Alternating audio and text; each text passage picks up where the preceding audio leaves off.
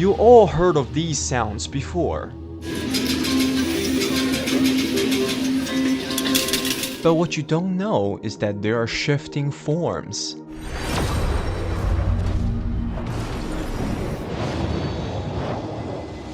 Right within click of a mouse or tap of a finger. Under the facade of modern gaming, IP, anime, furries, and other various forms of popular culture. A gambling revolution that swamps millions of people. Hijacking pop culture gaming and reshape industry priorities.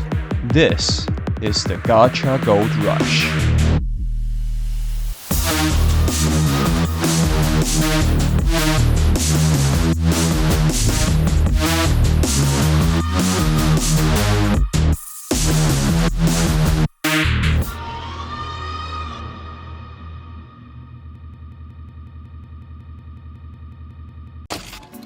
But first, what is Gacha Game? Well, the answer is simple. Gambling!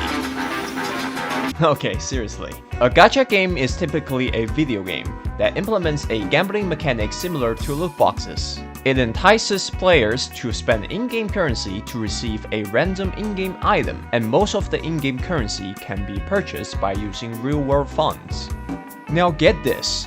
Most of the gacha games are quote-unquote free to play, yet having loads of microtransactions. So it is not really free, to be honest. And here's the problem. When it comes to gaming, the first thing that comes to mind aren't gacha games, but these.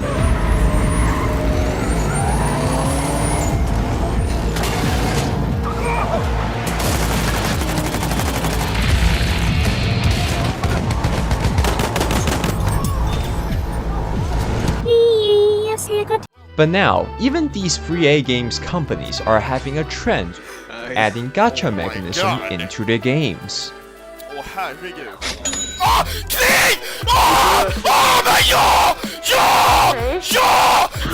Now you might be wondering, why? Well, because money talks.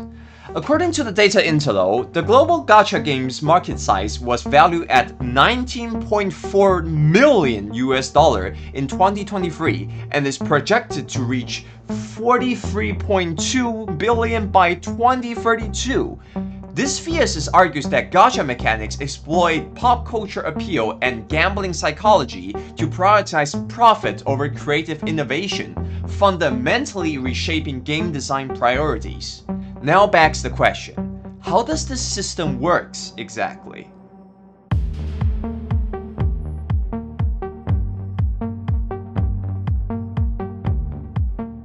In order to investigate further, I was lucky enough to conduct interviews with 3 different industry professionals around the globe, ranging from Canada, Ireland, and China.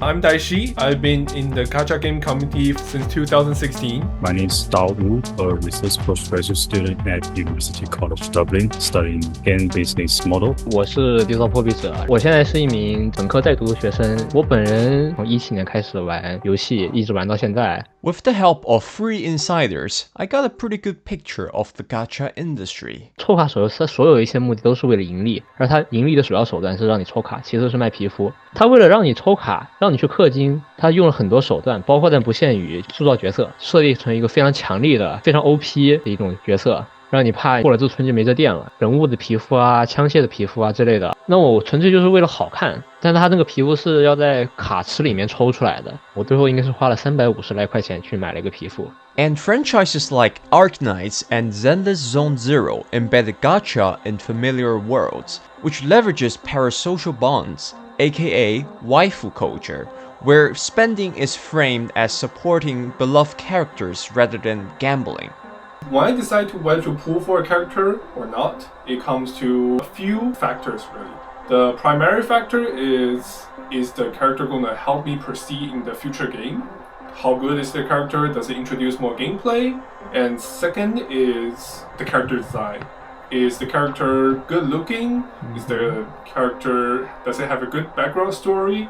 Does it added something different than other characters. So with all these two factors combined, I decide whether to pull for a character and how much do I love the character. So now we know how the system works and lures players to spend money. But how does these actually affect us?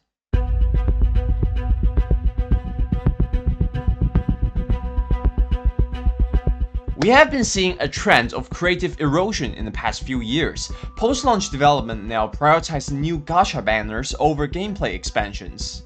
It varies studio to studio, but the fact is a successful gacha game is a revenue engine that needs constant fuels.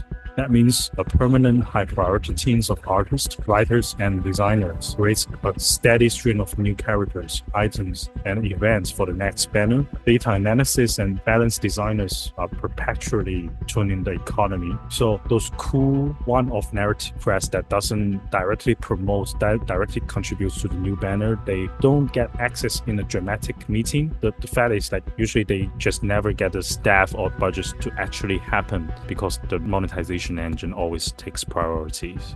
And that's only for the industry. Players are suffering the most from the gacha trend. Stress and anxiety correlates with higher gacha expenditure.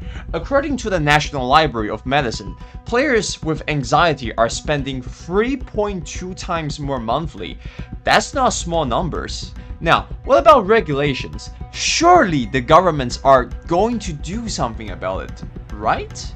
Unfortunately, the answer is a big no. Western regulations, like Belgium's loot box ban, completely ignore gacha's pop culture camouflage, while Japan's probability disclosure rules lacks spending caps. And if you look at the chart provided by the PubMed Central, 34% of Team Genshin Impact players are spending more than $100 per month, despite the PEGI 12 ratings. Now, with all of the data presented, there might be some people would argue that these are video games. They are all digitals and not real. Any video games itself is addictive as long as these damn kids put down their damn phones and go out and touch some grass. Then they won't be affected by these so-called gacha games. I don't know why I'm putting on like a accents over here. I'm just gonna roll with it. And this is where I will prove you wrong.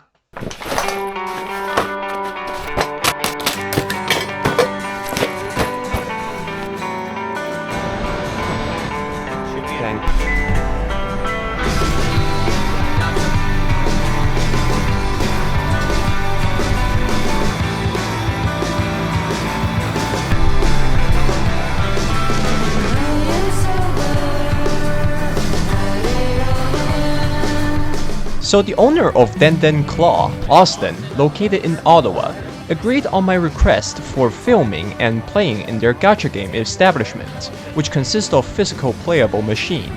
So I drove all the way from Toronto to Ottawa. Upon my arrival, I greeted the owner, was guided and introduced to the machine. After spending $50 on game coins, I started gacha.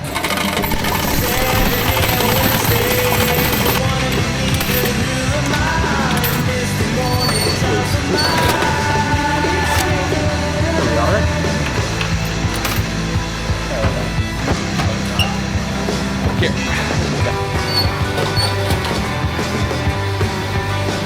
This one should be it. This one should be it. Please grab. Yoink. Oh! Between what? Oh!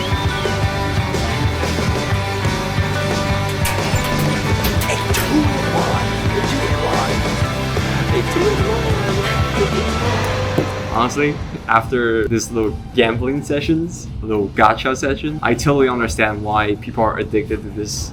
This is really fun. Now, after spending all of my gacha coins, I won a lot of prize. And the main difference is that you get physical items, which you actually own. In digital game, however, if the company decide to pull the plug on its servers, you lose it forever. Big shout out to the owner here. Like, this is Den Claw. Please go check them out. They are located in Ottawa, and the owner is like genuinely so nice and amazing for having this entire interview and these sessions. Please go check them out. Like, shout out to them.